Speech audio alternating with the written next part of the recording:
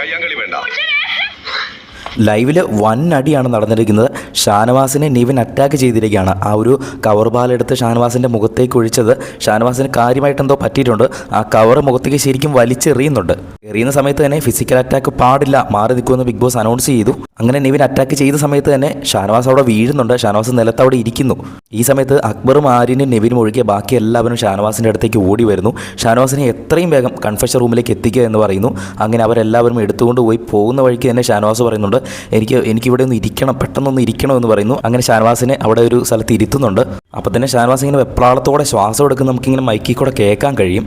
ഈ സമയത്തൊക്കെ അവിടെ അക്ബറും നിവിനും ആര്യനൊക്കെ ഇത് ഇവൻ്റെ അഭിനയമാണെന്നൊക്കെ പറയുന്നുണ്ട്. അല്പസമയം കൂടെ കഴിഞ്ഞപ്പോൾ ഷാനവാസിന് ഒട്ടും തന്നെ വയ്യാണ്ടായി. ഞാനിവിടെ ഒന്ന് കിടക്കട്ടെ എന്ന് പറഞ്ഞുകൊണ്ട് അവിടെ നിലത്ത് കിടക്കുകയാണ് ഷാനവാസ്.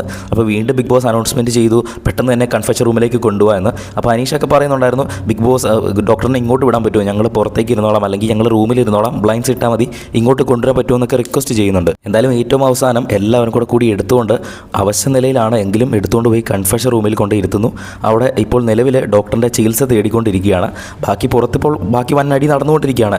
കൂടുതൽ അപ്ഡേറ്റുകളുമായി വീണ്ടും വരാം.